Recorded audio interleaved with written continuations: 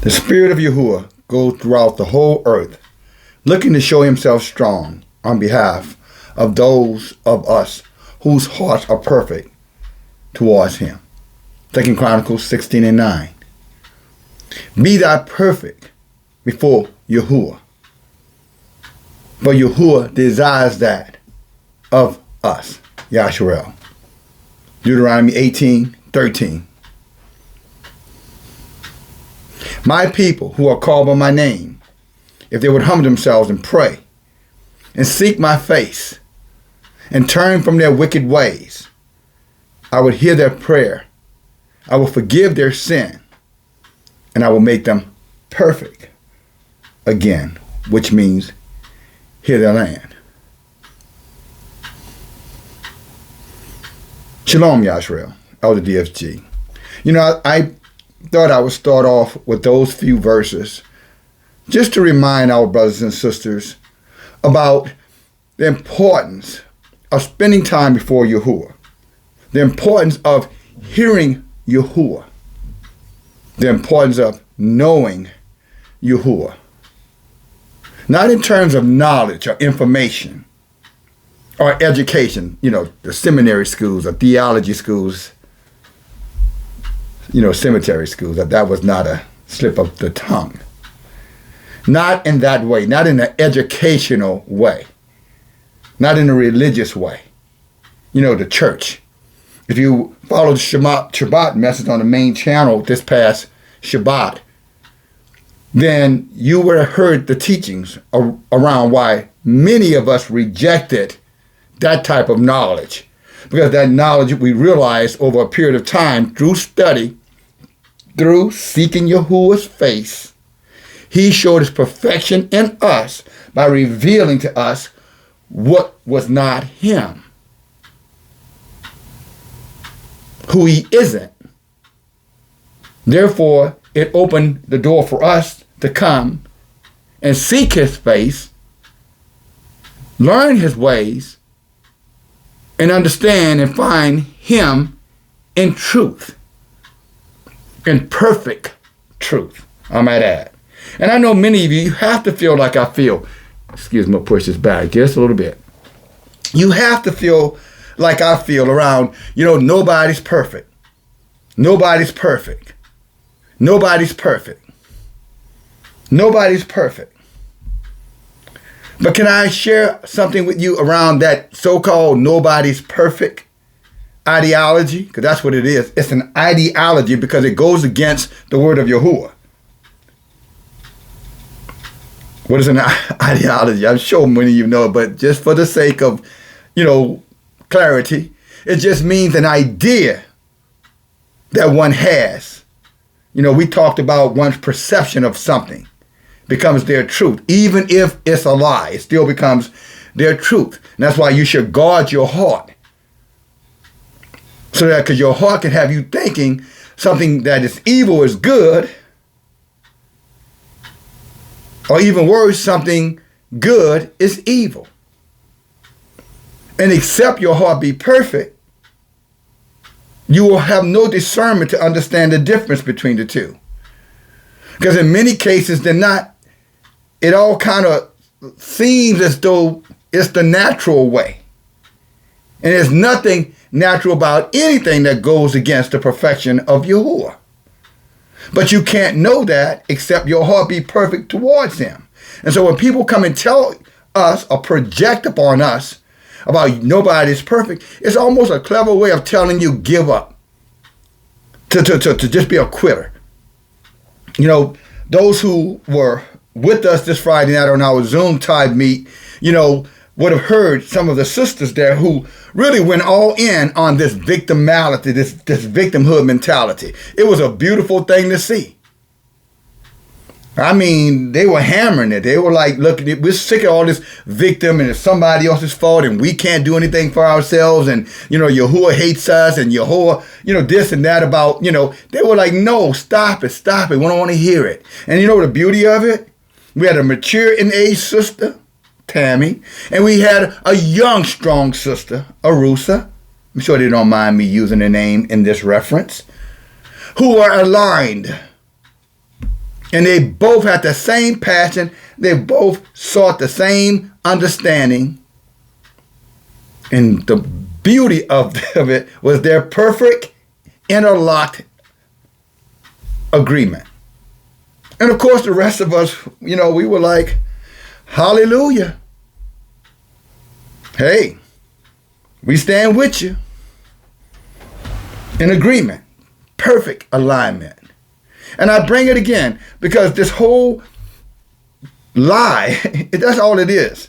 That nobody's perfect is only projected on YASHAR'EL.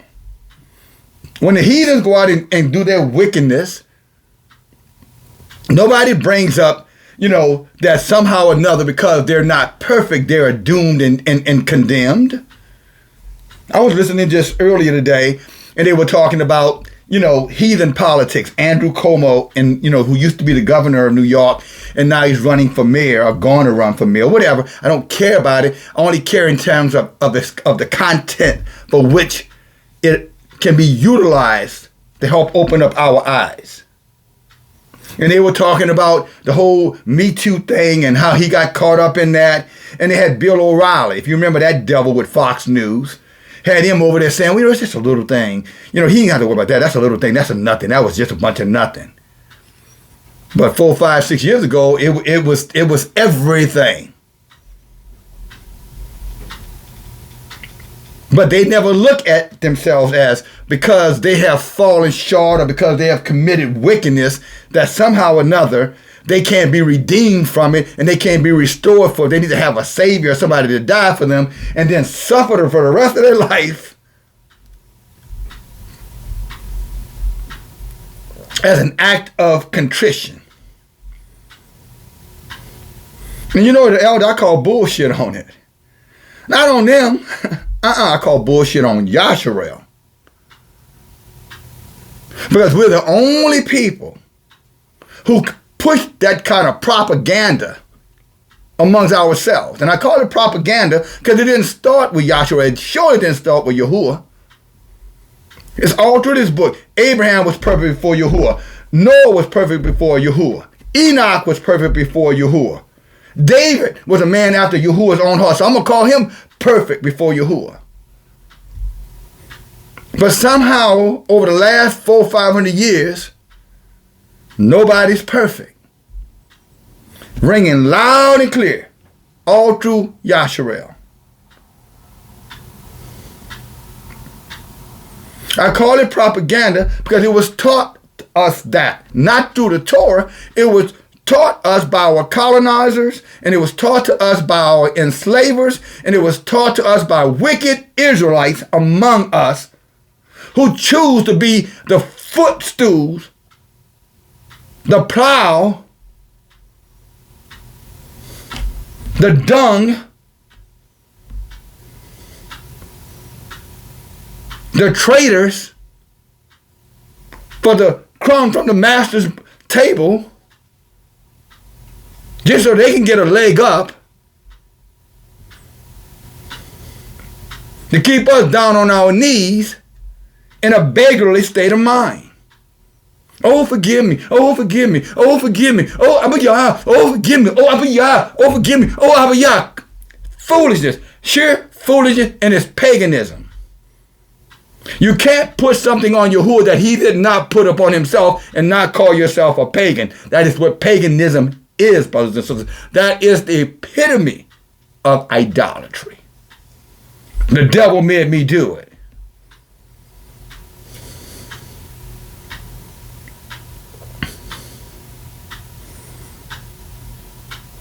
And brothers and sisters, if there's anything that we can learn from them damn heathens, it's how to restore one another. Because Israel has a bad habit of eating its own under the justification that you should have been perfect, but yet they come back and say nobody's perfect. So we're going to throw the baby out with the bathwater. But then come back and say, well, no, we can use that same bath water, I guess, for the next baby that eventually we'll throw out too. In other words, looking more for what we can't do and looking more for being punished and cursed and abused and misused than recognizing that there's no way we could be the chosen, called, the blessed, the apple of his eye of Yahuwah. And it's not because I made it up. It's because I'm not afraid to tell my brothers and sisters that if we put our trust in Yahuwah, even our enemies will be at peace with us. And not only that, if they try to war with us, Yah will give us the resources, 1,000, like 10,000, to beat their butts back to where the hell they came from. Them damn caves. And I ain't just talking about the Edomites who come from the Caucasus Mountain. I'm talking about them Hamites and Cushites. You know, the ones who take baths in horse and cow piss.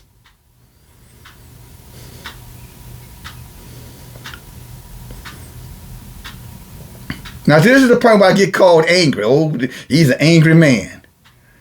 No. To you, the less informed, it's called righteous indignation. It's talking about, this is what leadership sounds like when a people or an organization are in crisis mode. And because our people are so used to being stumped down and beat down and marginalized, one like unto myself, that's called by Yahuwah, I might add, to come and bring forth strength back to us, bring us back as a collective before Yahuwah, I get attacked for acting like what? A man. Now, you know it's got to have boiled down to a low gravy when a people don't want their men to be men. It's shameful. It's disgraceful. And Yah's going to judge them for it. He called them mockers. He called them foolish. He calls them haters of knowledge.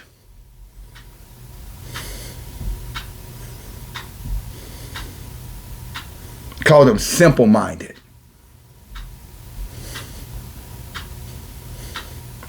If we can't find perfection in Yahuwah, we'll never find perfection in ourselves. And if we can't allow perfection from Yahuwah inside of ourselves, then we will never find who we truly are, and talking about in identity and embracing our identity, my brothers and sisters, to end this too much suffering unnecessarily amongst our people. And this message is not so much to the unrighteous amongst YASHAR'EL. This message is for the righteous, or so-called, who should know the truth. They profess to know it.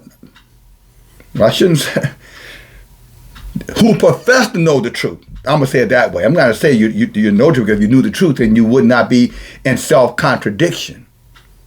You could not say you love Yahuwah with all your heart, all your mind, and all your strength, and at the same time says he hates you.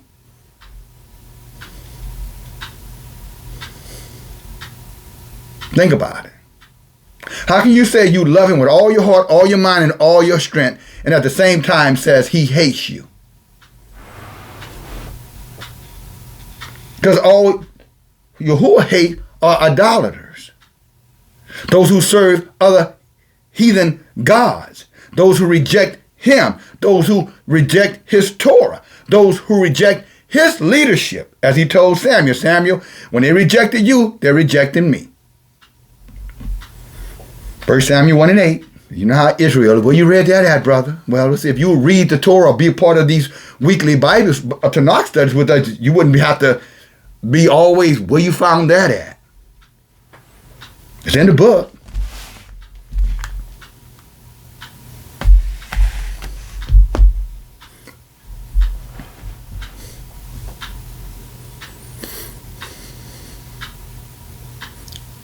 At some point, each and every one of us have to deal with the reality. How do you want to finish up this life? I don't care how old you are. Age has nothing to do with it. Go to the cemetery. If you think age has to do with what I'm talking about, then you need to take a trip. A girl's trip. A men's trip. To the cemetery. Not in the casket. And not to go neuromance. Not as a neuromancer. Just go read the history that's there. There's a lot of history in the cemetery. A lot of information. On the tombstones. Read them. 2-year-olds, 5-year-olds, 2-week-olds, 1-year-olds, 10-year-olds, 12-year-olds, 20-year-olds, 25-year-olds, 30, 35-year-olds, 40, 47-year-olds, 50, 57-year-olds, 60, 65-year-olds, 80, 85-year-olds, 90, 95-year-olds, 100, 102, 103, 110-year-olds. The whole cycle of life is in that cemetery. So when I bring forth, how do you want to end this life? I'm not talking about, you live to be a full life. You live a full lifetime. Because I don't foresee any of us doing that anymore unless you already, on your deathbed or y'all have something else, planned for you. Or Satan, depending on who you're serving. You're serving one of the two. You're atheist, you're serving Satan. Because he's the one who told you there is no Yah, which makes you a fool. Go read Psalm, 14 and Psalms 53. They both talk about you. So, hey, you don't get a pass on this one. You don't get a pass on that, my friend. That awaits you. And so does judgment.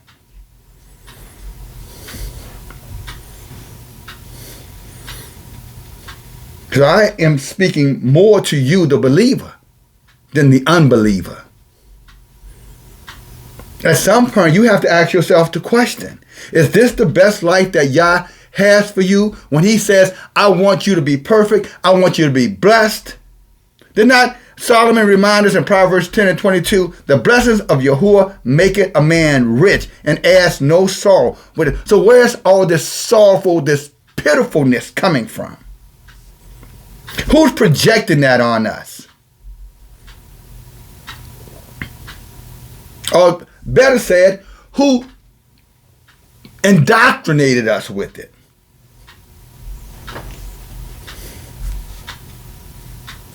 Yeah, the colonizers. Yeah, the Willie Lynches and the Leopolds and the others. The Pope, your pastor, all of them. They're all working. It's a big, vicious cabal of wickedness. Your educators, too. Your theologians, that's your theology, but your educators, whether it be in the sciences, whether it be in the medical fields, whether it be in the financial, they all are working together to erase you, us. And instead of us understanding their agenda towards us, as Psalms 83 says so, we are actually submitting to it, cooperating with it, enabling our own self-destruction. Because we're too concerned about what's going to happen to Joy Taylor, what's going to happen to Eric Reed, what's going to happen to what's the other little devil that NBC whatever just threw off their program, and the rest of them, the Steve Harveys, the LeBron James, the Kamala Harrises, the Whoopies, just demon Israelites, wicked Israelites who have long ago sold their souls to eat from the master's table.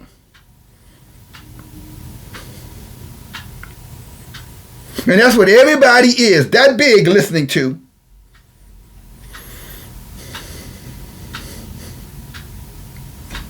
And letting them influence or set what they call black culture. We don't have a culture. We're too disassociated. We're too disconnected to have a culture, brothers and sisters.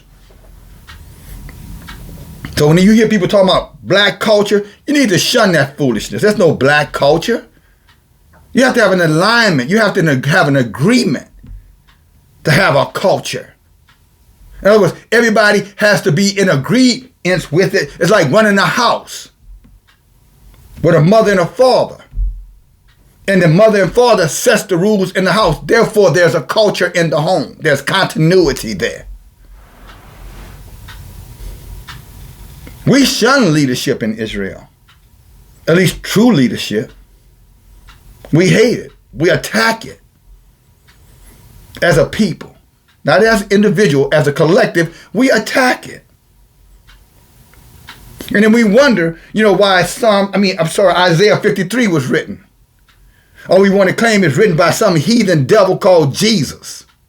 And many other names he has in faces and colors. When the chapter is talking about you, us, as a nation, YASHAR'EL, Judah. Two peoples, at least northern, southern kingdoms. And that's not even important at the end of the day. It isn't important what landmass we once walked. That has nothing to do with the saving of your soul, brothers and sisters.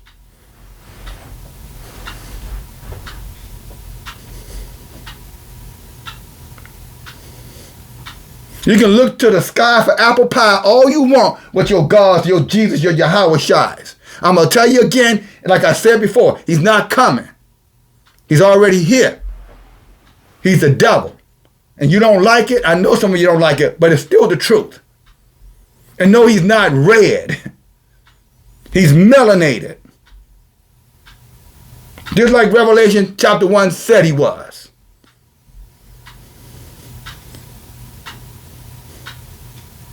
And he controls all of the aberrations, all of the darkness on this earth. And he got heathen followers, non-melanated and melanated heathen followers. The church is evident of that. Religious is evident of that. Wouldn't we all agree with that? You can hear John Hagee over there, if you know what it is, hooping and hollering. Kenneth Copeland over there, hooping and hollering. Creflo Dollar over there, hooping and hollering. Bill Winston over there, hooping and hollering. T.D. Jakes, hooping and hollering. And they're all hooping, singing, screaming, shouting, falling, dancing about the same heathen gods. Yet they're trying to convince many of us that's a difference without a distinction. That's a lie. They're all in it together. And they're all looking to get the prize, the bigger piece of the crumb. From whoever or from whichever they come. And for the most part from Satan. Or the devils, the demons, those that we can't see, the fallen. It's mentioned about them in the book of Jubilees chapter 10. How Yah left some, Yahuwah left some here. Because he knew there would be wicked and evil men and women here. Who will do everything in their power to pervert the truth of Yahuwah by telling us nobody's perfect, you can't be perfect, only Jesus was perfect. How the hell was the Jesus perfect when he's a damn devil? If you believe the lies of the Gospels, and there are lies, you can look it up. The men who supposedly wrote it didn't write it. You can look that up for yourself. If you take your head out of the clouds. And put your head in the book and truly study. Study with a pure and open heart, as we again talked about on the Shabbat message. Yah will reveal to you what he's already revealed to many of us. But if you were to believe that lie, they call him a drunkard, they call him a whoremonger, they call him all kind of names. But he had a job. Well, he sure wasn't working for 3.5 years, best I could tell. Claiming to walk on water, shacking up with women, Mary and Martha, you all remember that, while they were washing his hair. But y'all say your man can't have long hair. Well, why the hell they were washing his hair? What were they washing? What hair? The hair on his ass? When Mary was putting the little stuff, or Martha, whichever one, putting the stuff in his head, you remember the lie story? Well, I guess it's not a lie they did read, but it's not true. Or then again, maybe it is. I wasn't there. Neither were you. But they claimed that she was putting up the oil in his hair. And the other one got mad and said, why you ain't in the kitchen helping us? And then he went on and kicked her in the butt, kicked her in the teeth, told her, shut your mouth. You know, what she doing is important. Y'all remember that? But yet you got many out there saying, a man not supposed to have long hair. Well, what the hell were they washing for him? Oh, I get it. I mean, oh, his afro. Okay, whatever. Should have washed his own nasty, stinky head. Let me tell it. What kind of life he was living when he had women washing his hair. Kissing his feet. Oh yeah, this woman kissed his feet. He called her a dog, by the way. Over there celebrating, making water out of wine. Y'all forgot that part? They ran out of liquor. He said, well, let's get some more. Guess he didn't care if they had to drive home drunk or walk home.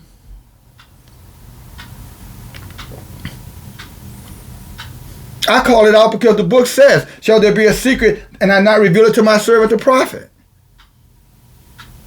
See, these are the little foxes that spoil the vineyard.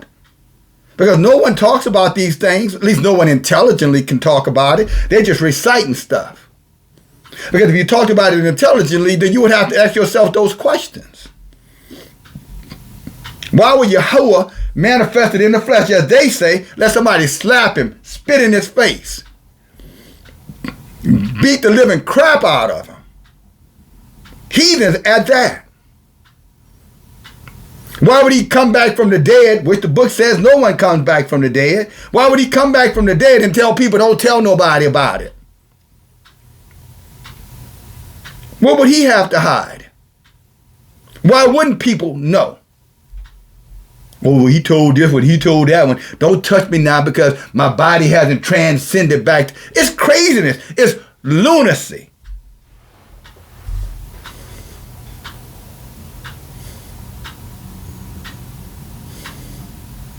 But when you indoctrinate a people and you train these people in a certain way, trust me, you can do anything to them.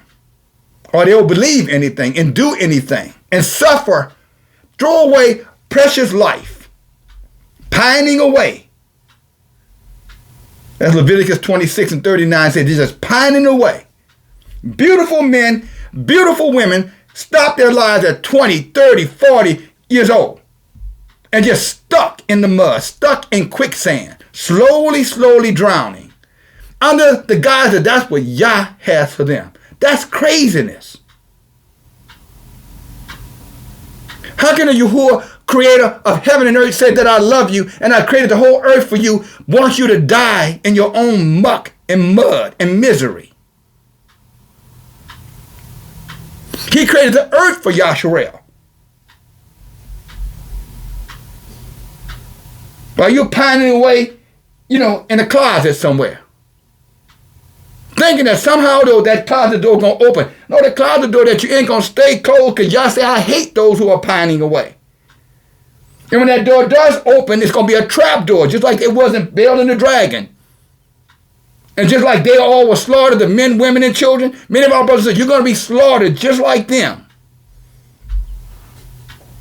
You're playing psychological game with yourself because you let someone tell you a perfect Elohim is imperfect somehow or another, who can't even say, according to them, what he put down here on this earth. But yet we see Satan and the demons and the aberration or the children of the fallen reigning supreme. And somehow we're not supposed to see this. We're supposed to ignore what's plain in front of our eyes. People winning, having leadership, having infrastructure. Sitting there in front of the whole world, proud as a peacock. Zelensky, Trump, Vance, and all the heathen nations looking at them in admiration.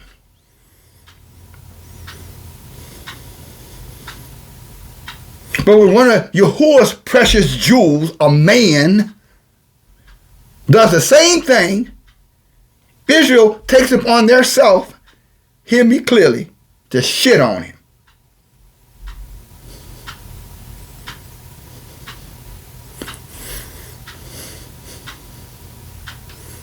I'm going to tell you, going to be a lot of burning against a lot of our people, brothers and sisters, for that kind of behavior. What the book say? The evil do wicked, or they slay the just and hold themselves not accountable.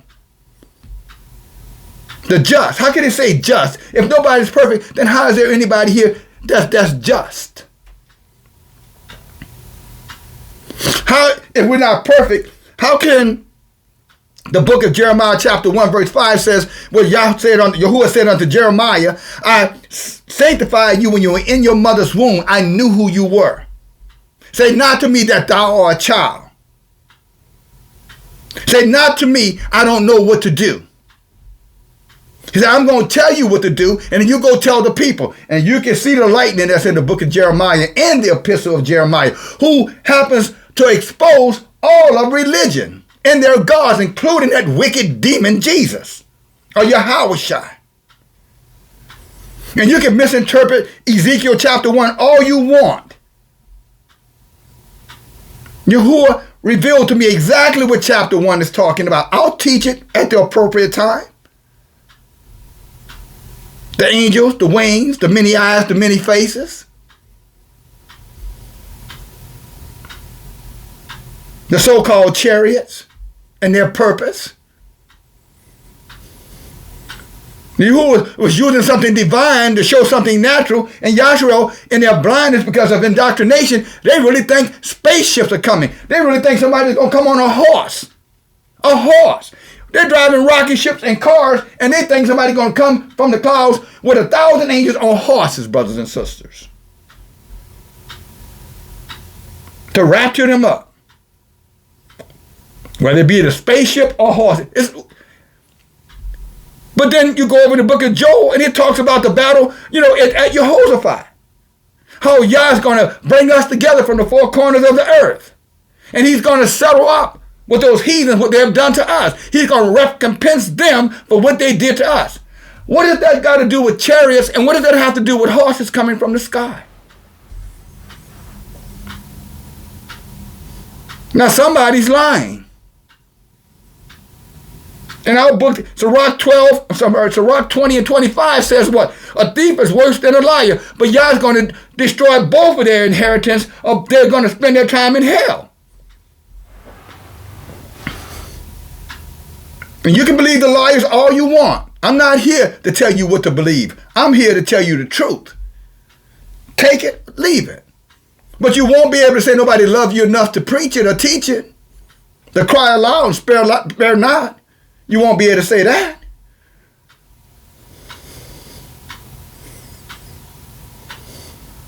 You won't be able to say, well, there was no leadership in YASHAR'EL, Yahuwah. That's why everybody did whatever they wanted to do. Judges chapter 21, verse 21. No, Yah, no. DFG was there. He was there. He told you. You didn't want to hear him because he looked too much like you. And you're not accustomed to following your own kind. You love the heathen and his kind, her kind. But y'all going to say, shut your mouth. Don't lie to me. You lie to yourself, but don't lie to me. There was leadership. You chose not to follow it. So now you can come on out the closet because I'm going to deal with your ass. And again, age has nothing to do with it. It's not when you die, what you did while you were alive. The dead know nothing. Is that not what Ecclesiastics say? A dead lying, a living dog is better than a dead lion. Why? Because the dead know nothing. They have no reward. Our people rather worship a dead so-called Savior and Redeemer when the living one cannot die. He's the creator of all things. How can you kill life? The creator of it. Except you be a fool.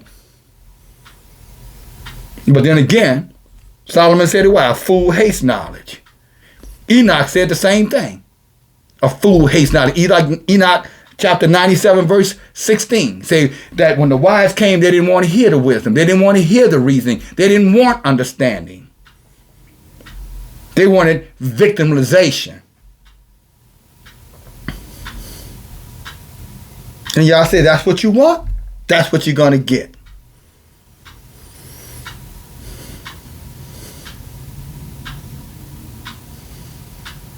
Brothers and sisters, there's a price to be paid for going around claiming that nobody's perfect.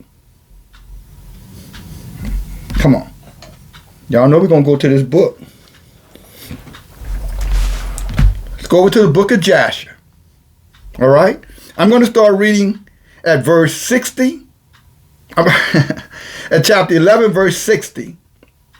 And then I'm going to skip over to chapter 12 and pick back up at chapter 12, verse 19. So just so you know where I'm going, probably verse 17, somewhere there, here and there. All right, let's go. All right, if you look at the book of Jasher, chapter 11, verse 60, this is Abraham, a friend of Yahuwah, raised by Shem and Noah to know Yahuwah. This is what he says to the king. If your wicked heart will not listen to my words to cause you to forsake your evil ways and to serve the eternal Elohim, which is what I'm saying to my brothers and sisters. The eternal Elohim is Yahuwah, not YAHUAH, not Jesus, or whatever name they've given him. It's Yahuwah. This is what Abraham is saying. The man who Yahuwah said was perfect before him. You read about that in Jasher 22, verse 54, if you are not sure about what I'm saying. Okay, let's go there. I'm coming right back.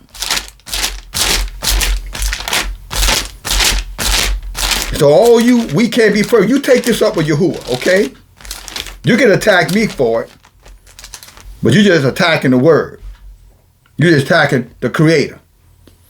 Jasher 22:54, and Yahuwah said unto Satan, have you considered my servant Abraham? There is none like him upon the earth, a perfect and upright man before me, one that fears Yahuwah and avoids evil. Now you deal with that. And this same perfect man, this was his behavior. Check this out. Back to book of Jasher, chapter 11, verse 60. If your wicked heart will not hearken unto the words to cause you to forsake your evil ways, to serve the eternal Yahuwah, then you will die in shame in your latter days, and your people, all who are connected with you, hearing your words or walking in your evil ways. So he said, not only will the leadership who teach these lies against Yahuwah with this so-called nobody's perfect, not only Yah is going to destroy them, but he's going to destroy every single person who follows their doctrine. And if that's you, then you're going to die right along with them. Or not. You can always stop believing the lies. But a lie has many lies. That old saying, a lie goes around the world, faster than the truth goes across the street.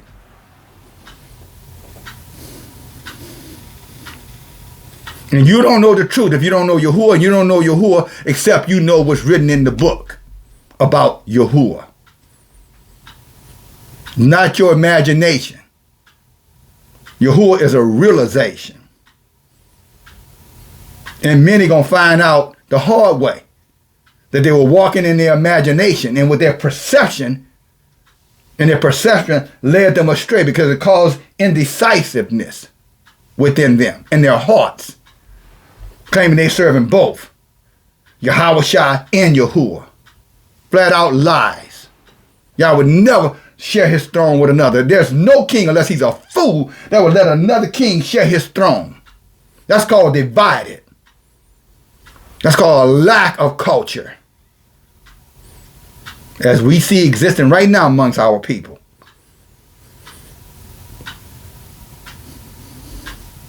But we're not going to, some of us aren't going to accept it though. I'm not going to accept it. I'm not going to accept that we doomed and gloomed. You do it. Like I said, leave me out of your folly, your foolishness, your lack of knowledge, which is going to cause you to be destroyed, as Hosea said in chapter 4, verse 6. But to you, the righteous, hear me clearly. Let's keep going. The just, the Abrahams out here, or at least who are striving to be like Abraham. Perfect example as Yahuwah described him to Satan, who I'm sure didn't like to hear that. Just like Satan out there, they don't want to hear me saying what I'm saying. And all those who are inspired by Satan, who despise me for what I'm saying. Carry on, fool. I'm sticking with the word. You believe what the heathens taught you, and you can believe what the colonizers placed in your heart, or at least in your family, a generational wickedness, and you can carry on with that. Go ahead on. Go ahead on. But I guarantee you nobody's coming in the cloud for you. Ain't no spaceship going to beam you up. And you can say whatever you want to say and believe whatever you want to believe, but if it ain't written in this book with precept to back it up, then you are a fool. You're being made a fool. You're being played. You're being conned. Like they say, when you make a clown the king, then don't be surprised if he turn the kingdom into a damn circus. And whether it be the Trumps or the Pope Francis or your mama or your daddy, if they don't know Yah in his truth, they ain't nothing but ringmaster circus buffoons claiming that they got the greatest show on earth, like Ringling Brothers. And they do. But I guarantee you, they ain't going to keep you from burning in hell. That fire going to be hot, and there's going to be a whole lot of screaming.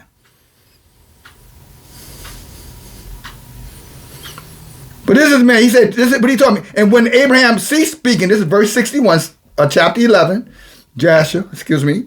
He said, when Abraham had ceased speaking before the king and the princess, Abraham lifted up his eyes to the heaven and said, Yahuwah sees all the wicked, and he's going to judge it.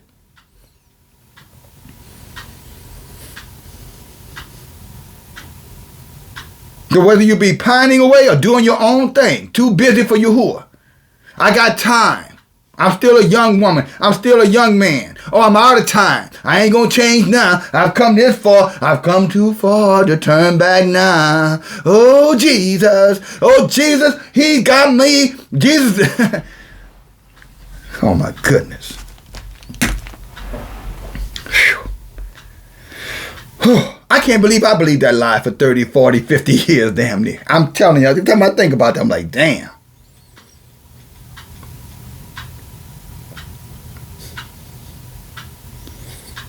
But hallelujah, praise Yahuwah. He saw my heart. Because I really was chasing the truth, even though I was believing the lies. Again, 2 Chronicles 16 and 9. 2 Chronicles 69. The Spirit of Yahuwah goes throughout the whole earth, looking to show itself strong in the hearts of those who are perfect towards him. He was looking, and I was seeking.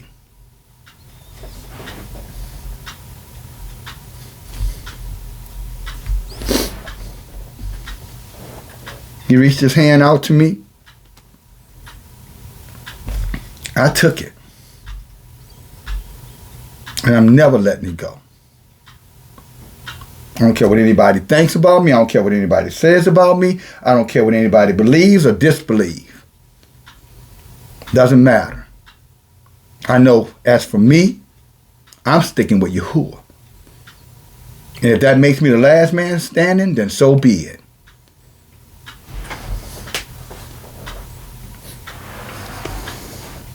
Now let's drop over to verse chapter 12. Now check this out. Since all this talking about nobody can be perfect, I don't know what I'm going to title this video. Probably change it 50 times anyway. I wouldn't have to do it if some of y'all would help me, though. Thumb it up and push it. Share it. But you know how Israel is. They ain't going to help they're not going to help an Israelite. No way. I'm not helping you. I don't even like you. I don't even like men. I don't need no man. I'm just going to go to hell and burn, because, God told me I should have a covering, but I decided, you know what? I'm going to do what I want to do. And if Yahuwah doesn't like it, that's his problem. I know you don't say it like that, but, he reads your heart. You don't believe it. Okay, watch this. Book of Joshua, chapter 12, verse 15. And the king said, who advised you to do this? And he's talking to Abraham's father. He said, who told you to tell these lies? Uh-oh. And what was Abraham father believing in? All these other gods, all these other saviors, these redeemers, these saints. these holy men, the St. Paul's and Apostle Paul's and Apostle Peter's and Apostle James and Apostle John. The lesser gods. That's what he had in there. If you read this book early on in the book of Joshua, chapter 11, early on in there, you'll see his father was worshiping all of your so-called disciples. And they had the big God in there, Jesus. And Abraham went in there and said, these things didn't create nothing. These things don't have no ability to save or redeem or do nothing. Look at them. Then Daniel had to go tell the king over in Bel and the Dragon the exact same thing. See, what are you doing? You're being duped, man. He said they got a secret chamber and back doors back there, and they're making a fool out of you. They're taking all the resources, telling you it's what y'all want you to be doing. Exploiting you and exploiting the resources. Talking about U.S. aid on steroids. The church I'm talking about. You can look over there about what was going on with the tax dollars. You understand what's been going on in the churches? 501c3? Driving corporate jets? G65 jets, 2 or 3 of them, some of them even more. Some of these wicked Israelite pastors and their whore wives. How you know they're a whore? Because they're following him. And whoredom means rejecting Yah for the heathen gods. Get out of your carnal mind. Come up for a moment.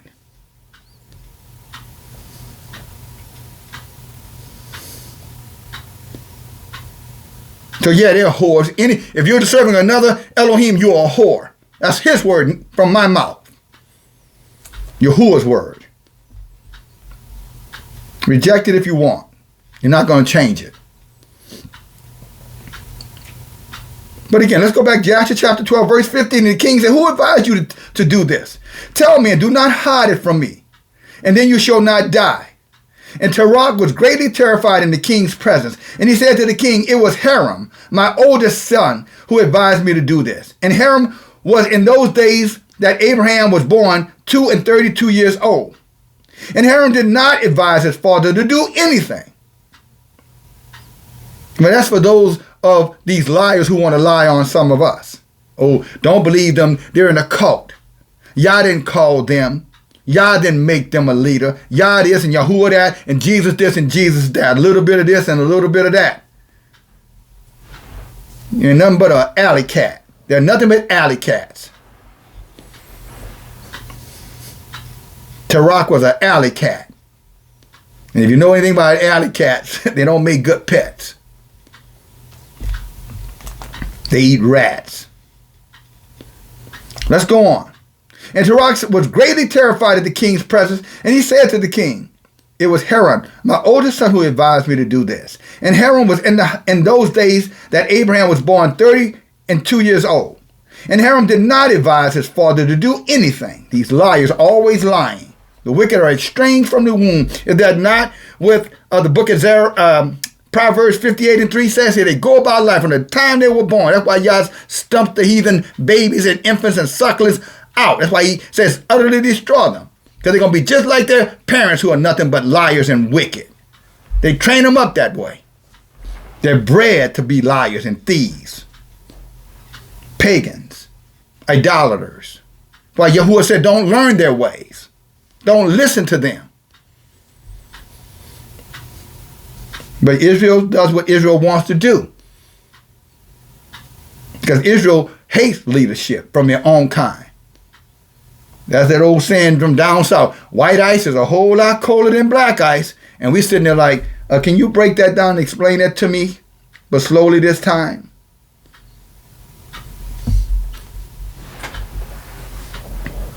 It's irrational thinking, but that's how Israel is for the most part. Not all of us.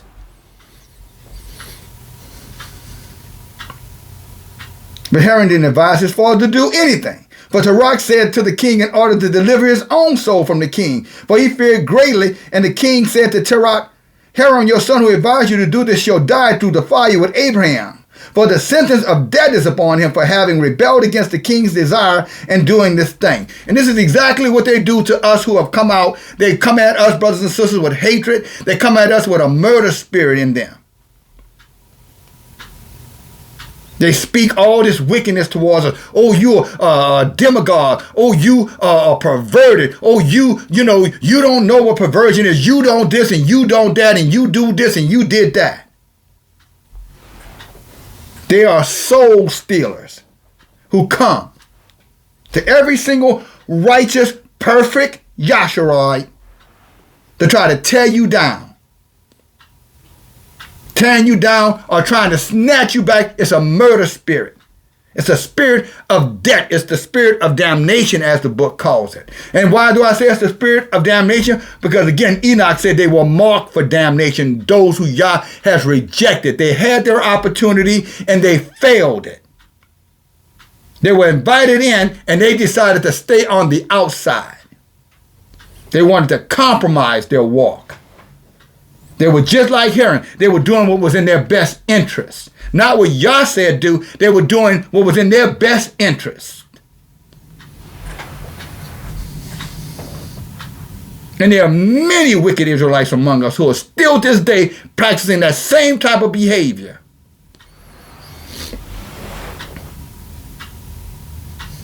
They will do anything to save their own soul. Totally compromising themselves. But saying it's approved of Yahuwah. And it's not. No way, no how. Yahuwah is not a man that he should lie. He said don't touch it. Don't be a part of it. Don't embrace it. Don't identify with it. Don't recognize it. Don't follow it. Don't interact with it. Don't live with it.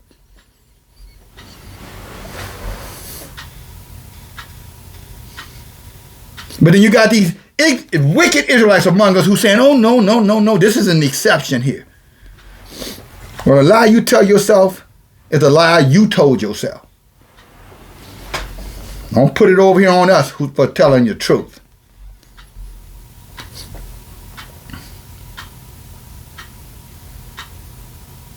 So they're always going to come after us for the truth, brothers and sisters.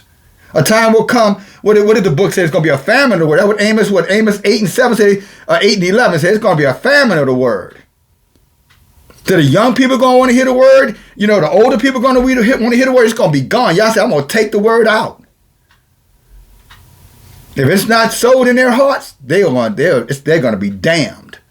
And how can this word be sold in your heart when you're listening to witches and wizards and warlocks and sorcerers? Divinators, yourself, probably the worst divinator. When it comes down to this Torah, you better learn to leave yourself out of it in terms of your opinion, brothers and sisters.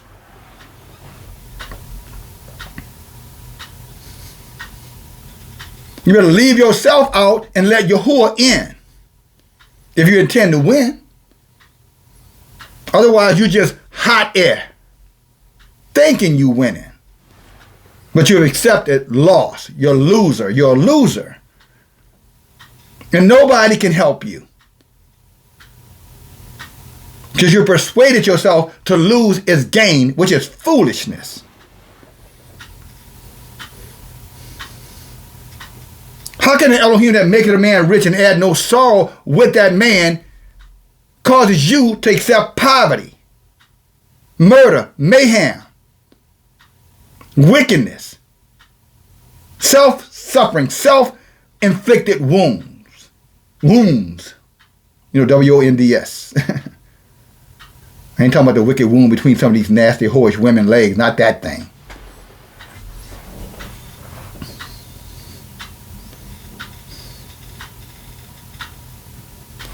Before you jump hot and heavy, you men, you stick your little nasty rod down there so you just as wicked as they are.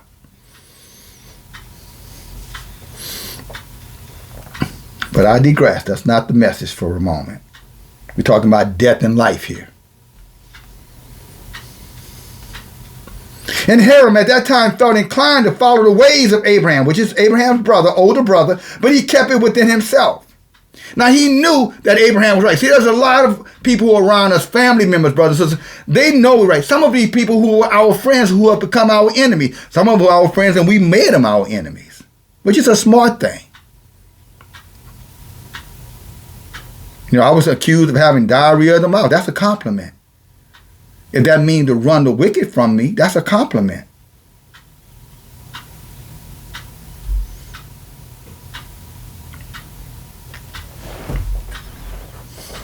Some of them ran away, and some of them need to be ran away.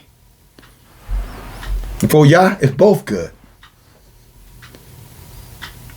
But see, what they fail to think and what they fail to realize is this. And we're still on perfect here.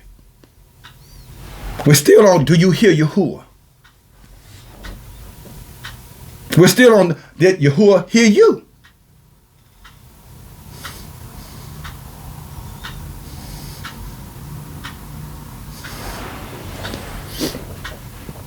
Ham felt at that time inclined to follow. Verse chapter 18, verse 12, chapter 18, Joshua.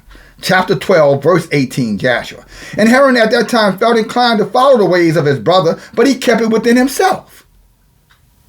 And this is many of you all out there. You're arguing against the wind. You're shadow boxing. This truth is not going to change because you don't believe it.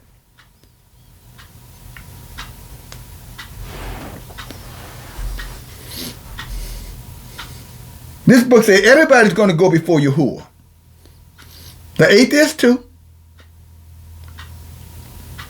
And they're going to receive their just reward. Daniel chapter 12 talks about it. Daniel 12 and 2 talks about it. Everybody. Oh yeah, the Edomites and the Cushites and the Canaanites and the Hamites, everybody. And this book is clear. Ezekiel 18 and 20 says, the soul that sinneth, it will die. And nobody dying for it. You're going to die for your own wickedness is what this book tells us. And if you're going to let the heathens come up with their little New Testament sorcery telling you that's not true, well, Satan always going to come and lie and tell you Yah's word isn't true. Nothing new to see there. Nothing new to hear here. Isaiah 1, he said, you got eyes to see, but do you see? Isaiah 1, he said, you got ears to hear. Do you hear? Isaiah 1, he said, as your heart become fatty and heavy, because you become spiritually lazy, you're going to pine away. You're not going to do anything else. This is it for you. When he's talking about you when he says a fatty heart, you're just going to sit and pine away every day, the same thing. And get angry at one like myself for trying to wake you up, trying to throw you a helpline. But because of your own selfish inhibitions, you won't take it. You're just like Haram. There are many harems out there. This book, brothers and sisters, is a living word. This is not just applied to one person. This is a universal teaching here. Everything in this book is universal teaching. Yah does not change. What does number 23 and 19 say? Yah is not a man that he should repent. Son of man that he should lie. Or the son of man that he should repent. If he said it, he's going to do it. If he does not change, that's it. Praise Yahuwah. I'm so excited. Because I know that clock is ticking. And through the sincerity of my heart, I really am trying to help. Trying to do my part. So no one can say, well, we didn't have any leadership. We didn't have any elders. Nobody cared. There was no good men. Or the good ones, were fat and lazy and sloppy and greedy pigs. I'm sorry, brother, if I stepped on your toe. I didn't mean to. Preacher man. But then again, maybe I did.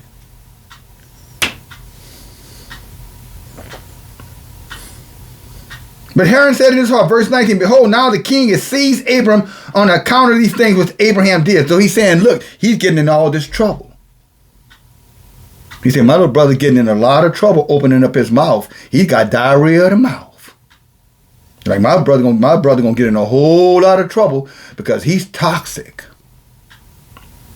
He's saying, oh, my brother gonna get in a whole lot of trouble because he's narcissistic. Oh, my brother gonna get in a whole lot of trouble because he's angry. After all, he was hollering at the king. He raised his voice to the king. Look at his pride. That's why he's in hell. That's why he's gonna get thrown in this fire, because of his pride.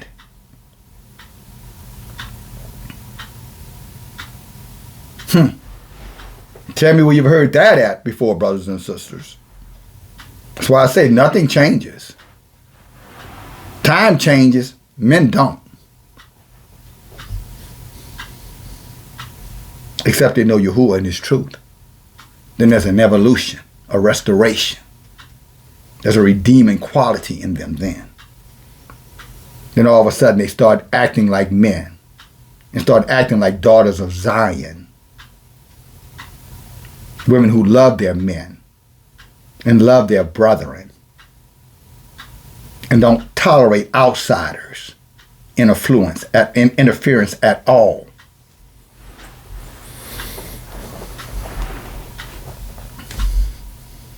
But Haran said in his heart, look at all this trouble Abraham and got himself in. And he said, and it shall come to pass, if Abraham prevails over the king, I will follow him. But if the king prevail over Abraham, he said, I'm going to stick with the king. So this is that double-mindedness, this serving two masters foolishness. Two saviors, two redeemers, that mess. It's religion. All of it. It don't matter if it's Hinduism or Buddhism, atheism, it doesn't matter. It's all of it. In other words, he's going to do what he think is right. Haran. After all, it's my soul. It's my life. I can do what I choose. Well, you might be living a life, but that life came from the Creator. And since he gave it, he could take it. He said, I create evil and I create good. Deuteronomy chapter 32. Read it. Vengeance is mine, he said, not yours. And I will repay. I will compensate what you did.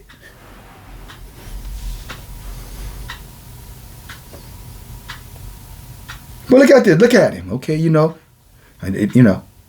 I'm just going to think to myself. I ain't going to say nothing. I'm just going to be quiet here. I ain't saying nothing. Yeah, that's exactly what the double-minded does. These are the little clever, sneaky ones. Quiet. Docile. I'm reflecting. No, you're doing nothing.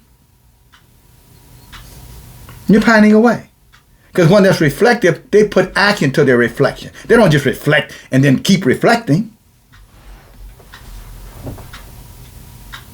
They think, they understand, and then they execute. They think, they understand, and then they execute.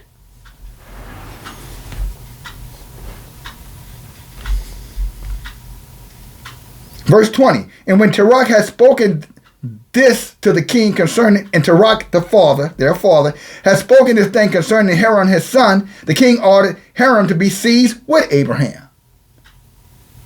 Like I said before, when it come down to judgment, ain't nobody getting out of this. Abraham is righteous, he's judging. Haran, we're going to find out what he is in a minute, and he's getting judged.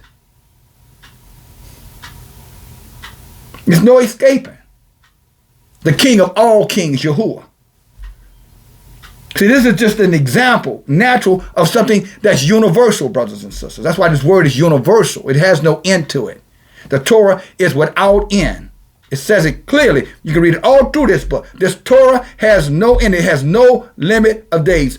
Jubilees 6:14. Read it for yourself. And Noah understood it. That is Jubilees chapter 6, verse 15. Read it for yourself. Why did I reference Noah? Because he was a perfect man before Yahuwah, and he also trained and brought up Abraham.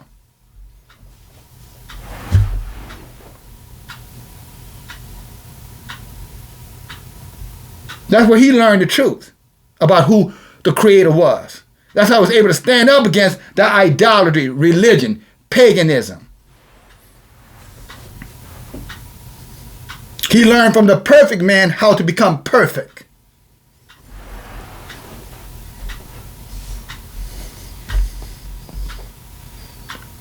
What did Hiram learn? He was hanging around with the king, hanging around his daddy,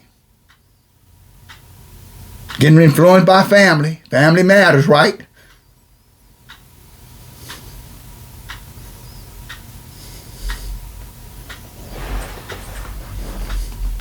It only matters if they're serving Yahuwah. Ezekiel chapter 14 says, if Abraham, Job, and Daniel is righteous, he said, if their children are wicked, the children are going to get destroyed. But let's go on.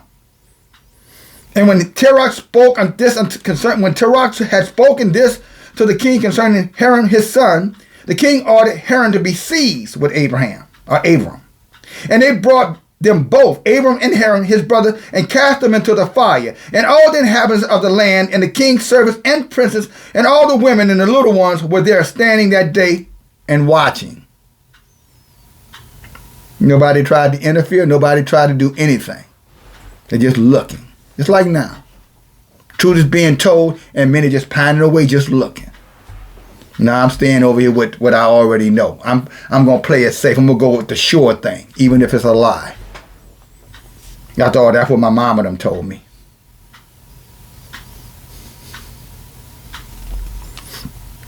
That's what the pastor said.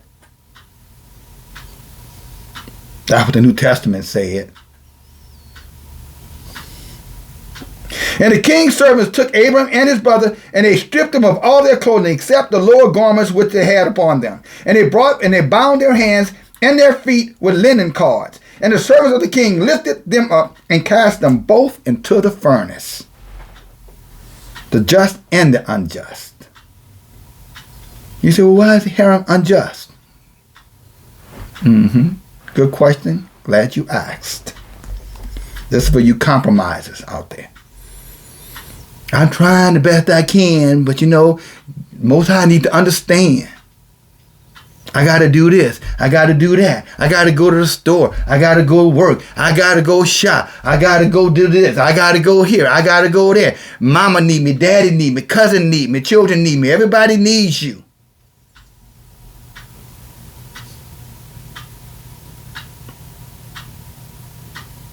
They're catering to everybody's need. What about Yahuwah?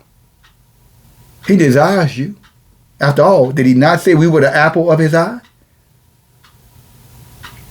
Have many of us confessed that we love him with all our heart, all our mind, and all our strength? So for him, we are limited to what we're going to do, right? I don't have time to listen to these messages, brother. I'll get to it when I get to it. Really? Wow, it must be nice to be you. I'm sure when Yah looks down on you and hear your thoughts, I guess he must say, look at her. Wow. She's amazing. Look at her. Look how proud she is. Wow. Look at her. She's way too busy for me.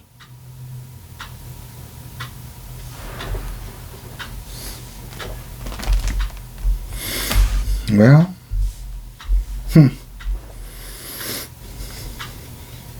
that's her mistake for sure. But again, her perception is that it was okay. Y'all need to understand. I get to him when I can get to him.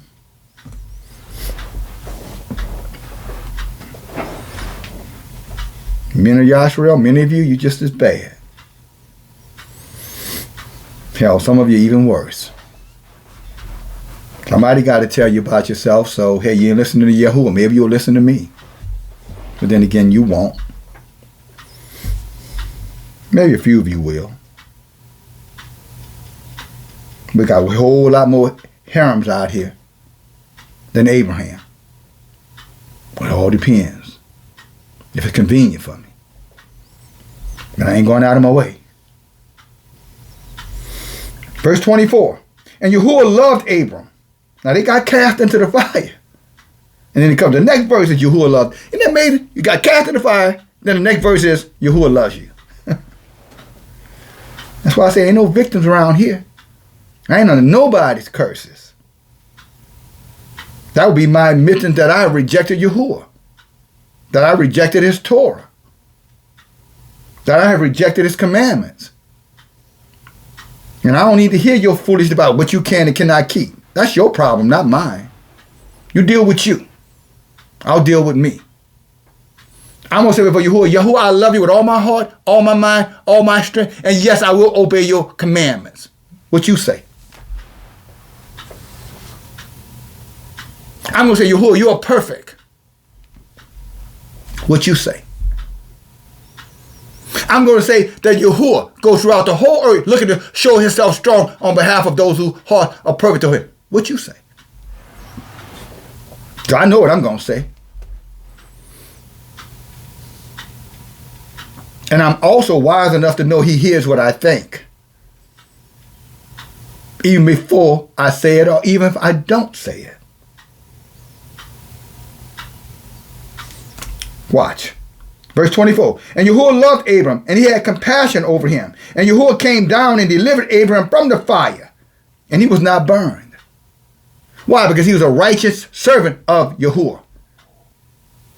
The book says, Isaiah 54:17 says, the righteous servants of Yahuwah, no weapon formed against them will prosper. So try as you might. Try as they might to come after some of us, brothers and sisters.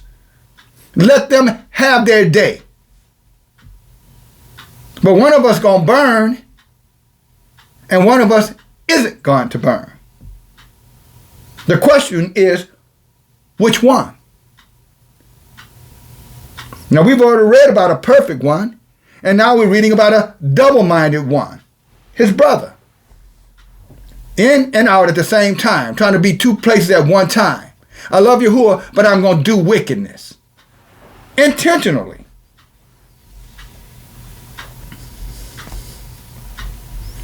But Abraham was not burned. Verse 25, but all the cords which bound him were burned, while Abraham remained, and he walked about in the fire. And Haram, his brother, who was in the fire with him, died. He died. They both got cast in the fire.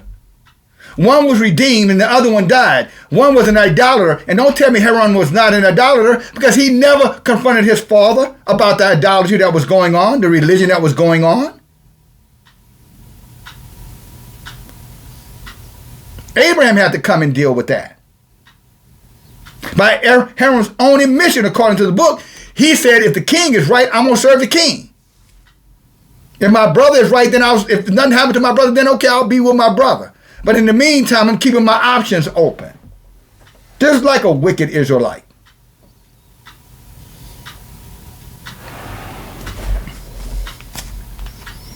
Not the just. Abraham is just. I'm talking about the harems out there. Male and female. Spiritual. The way they think. The way they conduct themselves. Verse 26, and Haram died when they cast him into the fire. He was burned to ashes, for his heart was not perfect with Yahuwah. Let me say that again. For all you, nobody's perfect. Abraham, it says he was perfect. Abraham was not burned. Haram, they say he was imperfect, and Haram burned. Tell me who you think you should be listening to. Those who are sitting there telling you not to be perfect, or you can't be perfect, or those of us who are telling you, Yah says he shows himself strong on behalf of those who are perfect before him. Tell me. It's spiritual, and then it manifests itself naturally. Haran never said it with his mouth. He thought it in his mind. And Yah heard him. And he says this. He says because his heart was not perfect. Or he was not perfect. Well, no, his heart. Let me be clear. I want to miss this one. His heart was not perfect. So when the book says you love Yahuwah with all your heart, all your mind, and all your strength, that is perfection. How can you be nobody be perfect, and yet say, brothers and sisters, that they love Yahuwah with all their heart, all their mind, and all their strength. That's a contradiction. It's a contradiction when you let people project upon you that you can't be perfect. Nobody is perfect. When the Creator who created you to be perfect. So who did you let come into your heart and tell you something to the contrary? And now when you're hearing the truth, now Abram has come in a man like unto your brethren, whom you shall hearken to, and those who don't listen to him, Yah said, I'm going to deal with you. That's Deuteronomy 18 and 18. You can read that too. Deuteronomy 18 and 15 and Deuteronomy 18 and 18. Ham should have listened to Abraham and not been like, well, I don't know, depends. But again, how can he? When his heart wasn't perfect towards Yahuwah. Why? Because he was serving all these other gods and all these religions and bowing down to the king to get the crumb from the master's table. Sitting there pining away, doing nothing. He was 32 years older than Abraham. So that fool had lived a whole life and had become an older woman, an older man, gray-headed, and his life just wasted away.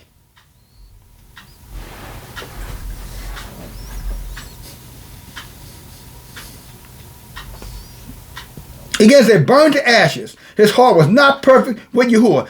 And those men who cast him in the fire, and the flames spread all over them, and they were burned. All 12 of them damn 12 disciples. You know, those followers of Jesus, those little Elohims. And the big one, that Terach, Abraham's father, and Nimrod, the black one, were all worshiping. The so-called black, the melanated.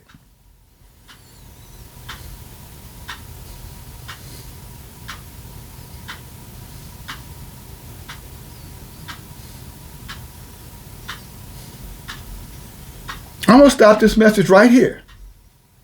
Now you have to ask yourself this question. Each of us have to deal with the question, the reality.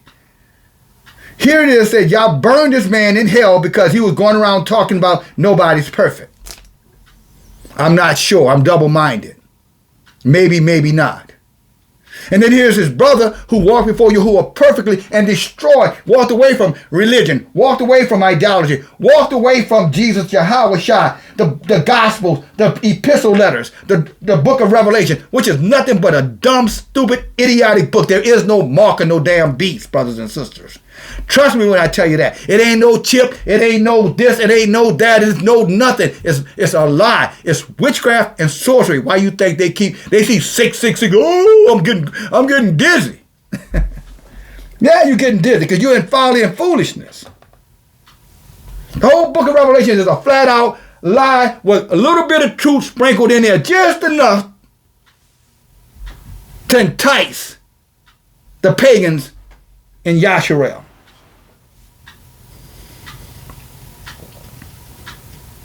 That manuscript was created by heathens. I don't give a shit if it started at Nimrod and worked its way down to the Catholic Church, to your front door. Out of the mouth of your mom and dad and your brothers and sisters, doesn't matter. It's a wicked book full of sorcery and idolatry and paganism and blasphemy.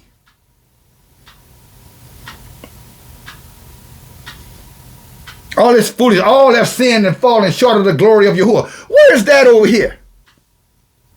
Where is that written in the Torah? Where is that written in the Tanakh?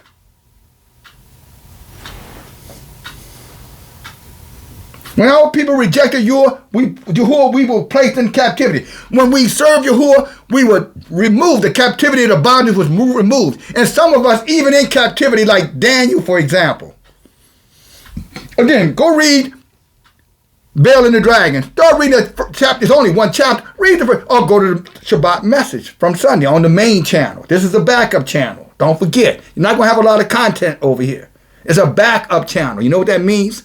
If something happens to the main channel over here. But I understand. I'll feed them both. I'll do what y'all tell me to do. I want to help. So it doesn't matter to me. I'll do Friday night Zoom calls. I'll do Shabbat messages. I'll do this channel, that channel. I'll do whatever you in the middle. This is Monday morning, 9:30, well, 8:30 Eastern time. Been at it since 7 o'clock. Before 7. The moment I arose, washed my face, and put on my apparel, I came before you with this book open. Why? Because I hate you? Why? Because I'm getting paid to do it? That's a lie. Whatever resources I get is because of the kindness of some of you out there. And far too many, let me tell it, don't help. But that's your decision. You're not going to stop me. And for those that you do, Yah's going to bless you. You already know that. You're probably already being blessed more than you ever could have imagined. Everybody else getting laid off their job, you about to get promoted. How about that?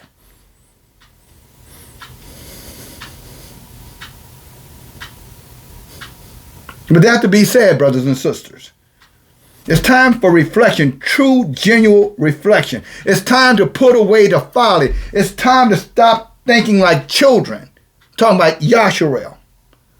Chasing any little noise, any little, a good friend of mine was telling me about her grandson. And she was saying how that, to distract him, she tried to put something else on him so she can get a break from him. But she said he's very, mama, I forgot the name she says he calls her. Mima, I think. I want to play. That's Israel, always wanting to play. I understand it in a 2-year-old, but I don't understand it in a 30-year-old or 40-year-old or 50-year-old or 70-year-old. All hell about to break loose upon us. Great terror, great horror. And far too many of us are over here in paganism and religion thinking that some savior going to come through the clouds or out of a chariot who I can assure you is not coming. One thing about history, it repeats itself. You can be assured of that. Nothing new under the sun is what Solomon called it. In Ecclesiastes, there's nothing new under the sun. What was shall be again. And if history teaches us nothing, we've seen too many of our people slaughtered and murdered and hung and burned, waiting and hollering and crying on Jesus. Christian all the way to death. Full of diabetes, heart disease, lung disease, liver disease, every kind of cancer, dementia, depression, oppression, possession. All thinking that somehow or another Jesus was the answer. But just like Hiram, they died in their double-mindedness. They died in their ignorance. A fool hates knowledge. Hiram was right there. He heard Abraham. I was sure he knew what his brother was doing. Everything that you read about Abraham going into his father's temple, doing all those things, you think Hiram didn't know about it?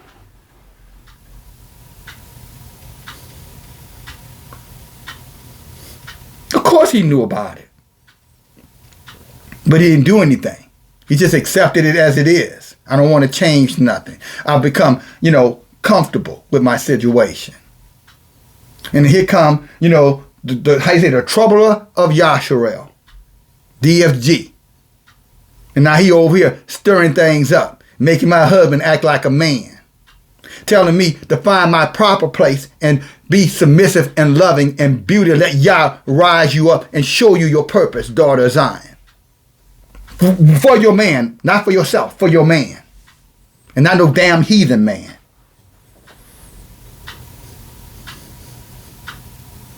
But it is what it is. But again, this book says, cry aloud, spare not, lift up your voice like a trumpet. And that's exactly what's going on here. And that's exactly what's going to continue going on here. And no one is going to rob me of my manhood. No wicked, two-legged witch nor a two-legged dog. Not going to happen. You can forget about it. You stay over there with the little weaklings, the sissified ones, the temporal, the ones who are very temperamental. You stay with them. You don't need me. I'm too strong. You can't handle strength. And that's okay. It's your problem, not mine. For the rest of you out there, though, my brothers and sisters, young, middle age, older, are you ready to fight? Do you actually believe you're going to have to fight?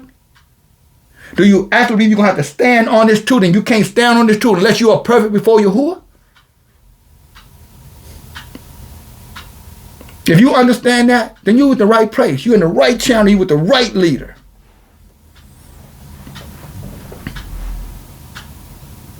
So get ready. Like David said, the strength of Yahuwah teaches my hands to war, my fingers to fight. Like that's Psalm 144:1, just for precept purposes. Like Yahuwah said to YASHAR'EL before Moses, I am Yahuwah. I am a man of war. Exodus 15:3. So what warrior whispering? What warrior go around crying? He get a little boo-boo on his head, boo-boo on his elbow, or get a little boo-boo on his head, and he picking the phone crying like a little sissy. And there you are, I hope you're all right, you sure? Pitiful. Just disgraceful. But it is what it is. But for the rest of you, those of you who are standing and ready to go to war, it's wartime. As a matter of fact, let me do this. Y'all willing? See if I can pull this off right quick. Stay here. Why you waiting on me to get this done? Why don't you thumb this up? Get this word out. Come on now. Time to help. You follow me?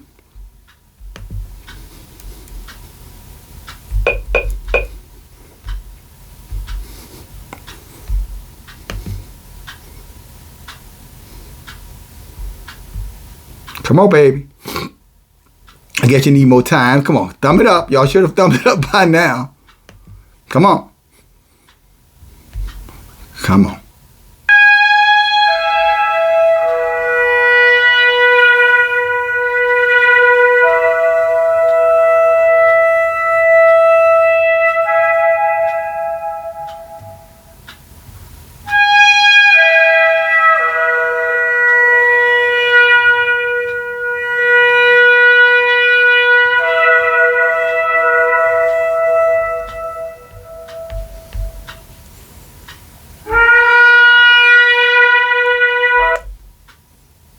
Shalom, YASHAR'EL.